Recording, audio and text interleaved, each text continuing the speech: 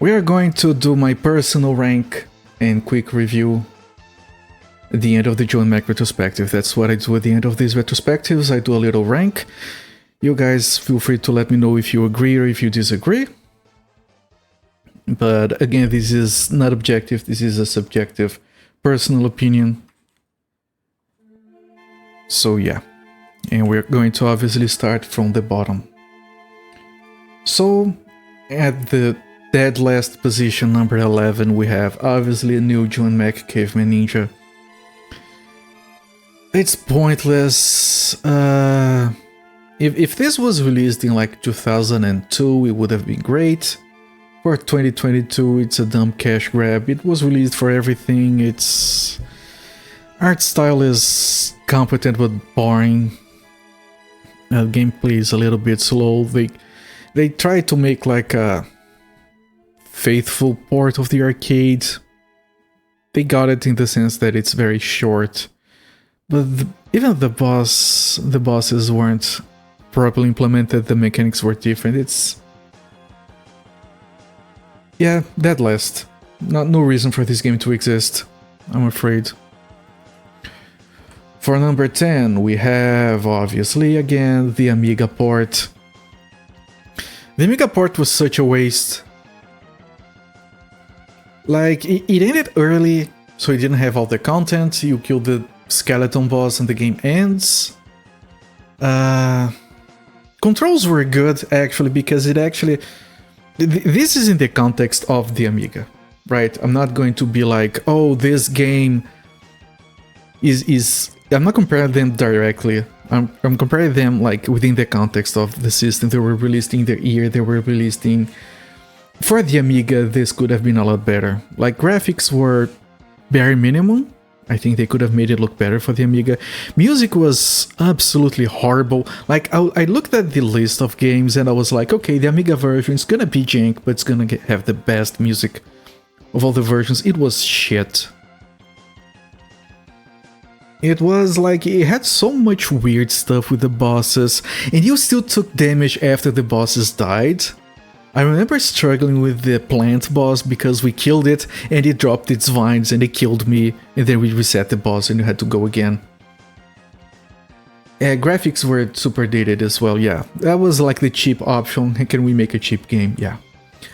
So for the Amiga, the loading was shit. Also because sure, you have to swap discs, that's fine. But if you were here for that stream, it was like, okay, insert disc 2. You do it. Alright, now disc 1. You do it. Okay, now disc 2 again. It couldn't decide which disc it wanted. We had to do like 5 disc swaps sometimes between levels. It was rushed. Alright, I'll say that. John Mac Caveman Ninja for the Amiga was rushed. Clearly, visibly.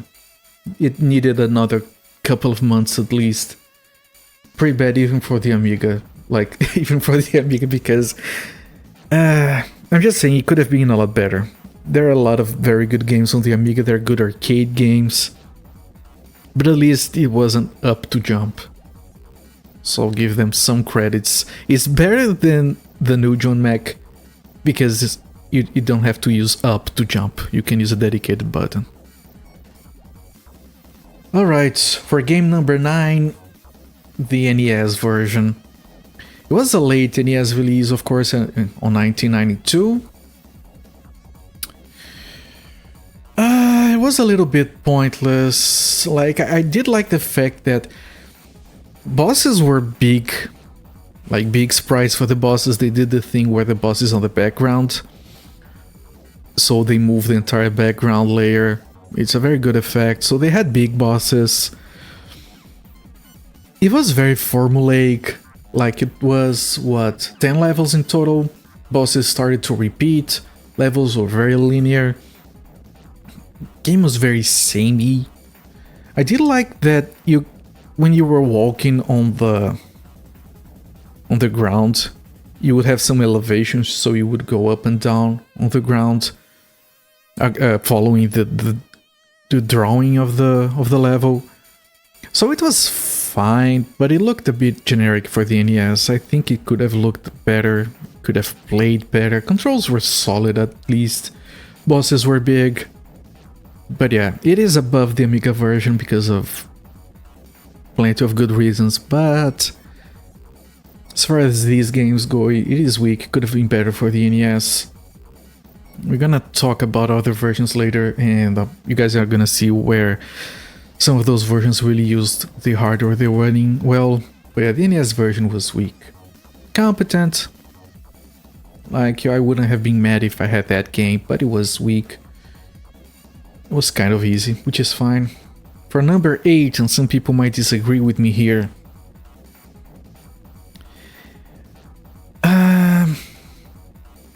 I'm gonna keep it like this. Genesis.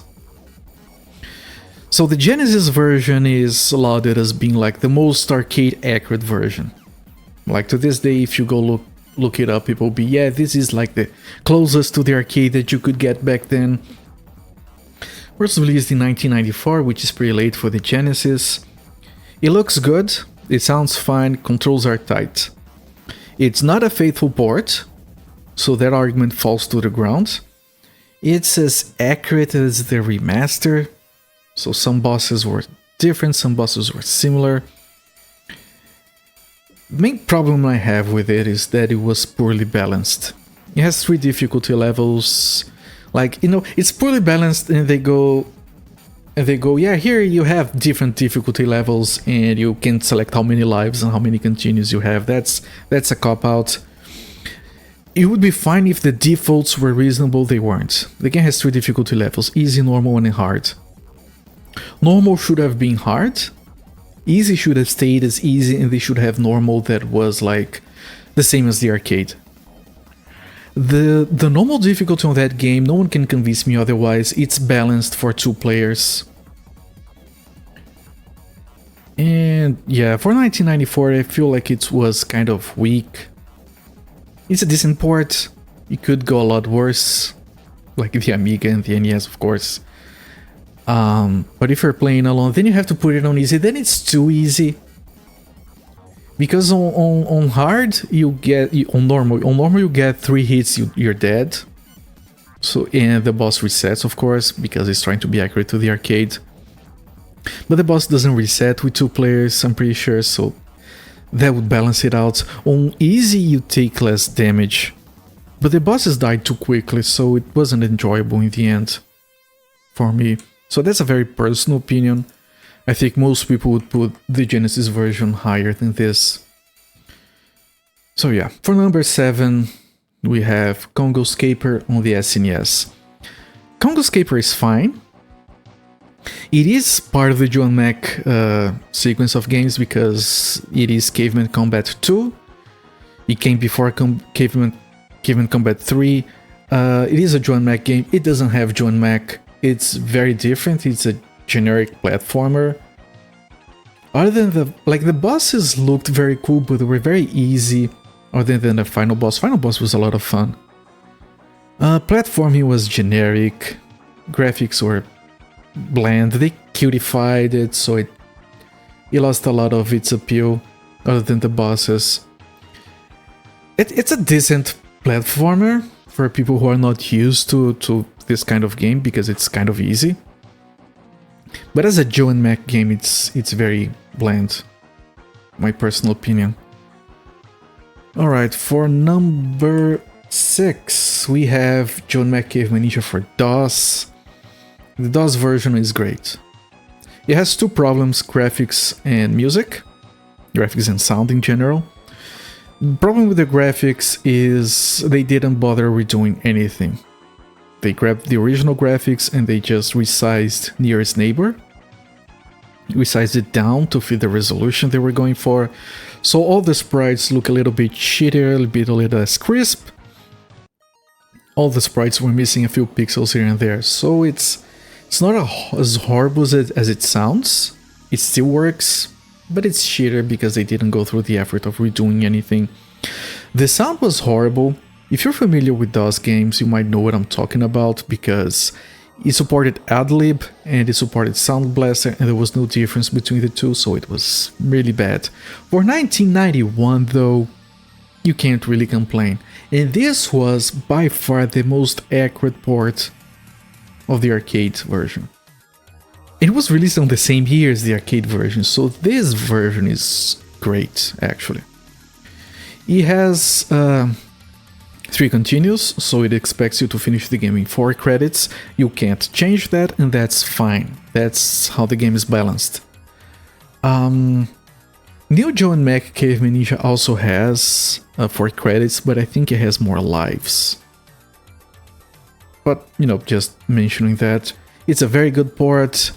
I think it's, if you care about arcade accuracy, this is the best one. If you had this back then, like, you know, this is arcade game at home, released on the same year, this is fine. You can't really go wrong with this version, very competent. Number 5, this was a surprise for me, the Game Boy version of Geo and Mac.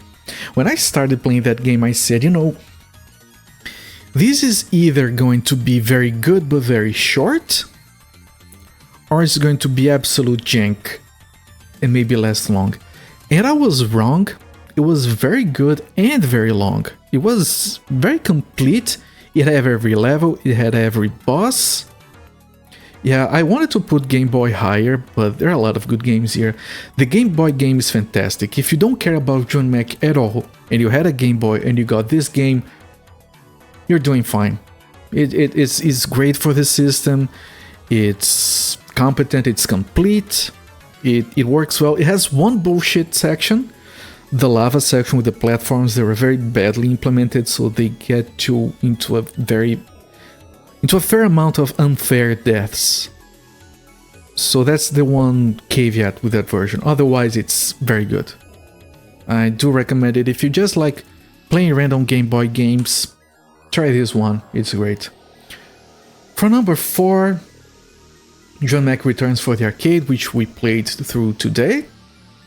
It's great, it's competent, it's not quite Geo and Mac because it uses mechanics from a different arcade game from Data East, which I don't remember the name of right now. It was the last game released originally for the Geo and Mac franchise. It's good. I'm almost tempted to put the Game Boy version above it, but it's such a solid arcade game.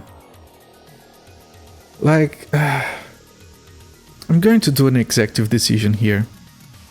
Okay, chat, bear with me. I'm gonna put the Game Boy version on top of it. I had the Geo and Mac Returns on top of the Game Boy version because it felt like it could be 1cc'd very fairly. Those bonus stages at the end, they're not very fair in my humble opinion. It had a lot of variety. It was a very good game, but I'm going to revise it and put it below the Game Boy version. Alright, now this is another part where I'm gonna lose some of you. The final 3 games, the order they're gonna be in. I feel like most of you will disagree with me, which is why I said this is a personal list. On number 3, the original arcade version. That game is very good, it's very solid, it's not a game that you should try to 1cc, it's balanced for 4 credits. It has very short levels, it's focused on the bosses, which some of these games captured, some don't. If you like big bosses and you don't care about levels, this version is great. It doesn't have platforming, pretty much no platforming involved in this game whatsoever. Some of the stages are a little bit bullshit, they're designed to eat your quarters. The lightning stage, like there's no, like we just played the remastered version, right? The lightning does a little thing and then it comes down, so you have time to react. You don't have that on the arcade. But it's very good. I was disappointed, I didn't know the arcade version when I started playing this game. I was disappointed by the fact that the guts level is just walk forward, here's a boss. A Monkey Kid is Congo's Caper. Alright, please, no Monkey Kid. No, Monkey Kid is over here. Please. Yeah, no, I wouldn't put Monkey Kid on top, above the original arcade. Definitely not. Yeah, you got a little heart attack there. Yeah, so yeah, this game was pretty decent. It's good. I do recommend it. Don't try to 1cc it. in my humble opinion. But yeah, I just think that some of the games that I put on top of it surpassed it in many ways. So number 2, I'm gonna put John Mac 2 Lost in the Tropics, released in Europe as John Mac 3 Lost in the Tropics, and released in Japan as Caveman Combat 3. The protagonists are John Mac again, because they didn't have John Mac on the second one. This was an SNES exclusive sequel, just like Congo's Caper. And this game is amazing. Tight controls, fun bosses, a lot of variety, all the levels feel very different. You build a hut, you furnish the hut, you got a wife. You had to keep trying for a wife because they didn't like the flowers. But once you get it, she keeps telling how much she loves you. That's all you want from a wife. And apparently during the Fade to Black something happened because we also got a kid. I was a very fast kid, by the way. I think there's something wrong there, but amazing game. You had an overworld map, we had travel options, we could use a telescope to look around, and my light is flickering because it's still raining, so I hope I can finish this. But this game is fantastic. The only reason it's not number 1 is because it's too easy and too short. Like, there's no difficulty selection to my memory. It has a password system, but you can finish it in like 2-3 hours. We killed the final boss with 2 phases on the first attempt without losing a life, so it's very easy. Again, if you just want a quick platformer and you're not very good at those games, this is a fantastic game to play. Lots of variety, like I had a lot of fun with it. Really, really strong game. And on the first slot, sorry if you guys disagree, the SNES port of John Mac, which was released on the same year as the original arcade version. So, let's get the bad out of the way. Controls are delayed. There is a visible delay in the controls. Get that out of the way. If you go past that, it's the arcade version, but better. And purists will disagree with me. If you want like a straight arcade port, you go for the DOS version. But it's the arcade version but better, because the levels are longer, there's more variety, the sounds are great. It's structured in a way that you play through all the levels, including the bonus ones. Bosses are big, bosses sound better, the boss combat music is amazing. All the music is a lot better. I think the soundtrack is silent. Let me pull it back up. Like, the bosses are better, the levels are a lot of fun, there's a lot of variety, you have a map that you can use to navigate, which is kind of pointless. And the final Guts level, they extended, it's the best Guts level in all of these games. It's longer, it has spikes, it has enemies, it has everything. You get to the end, and you fight a demon. And then you kill the demon, the girl comes in, kisses you, and the girl turns into another demon, and then you have a second fight. And it just hits the spot in difficulty level. Like, it's not too easy that you can beat it on the first time you try playing through the game. It has some continues. If you have practiced John Mac and you have played this game back in the day, like I did, I finished it on the second try without using any continues.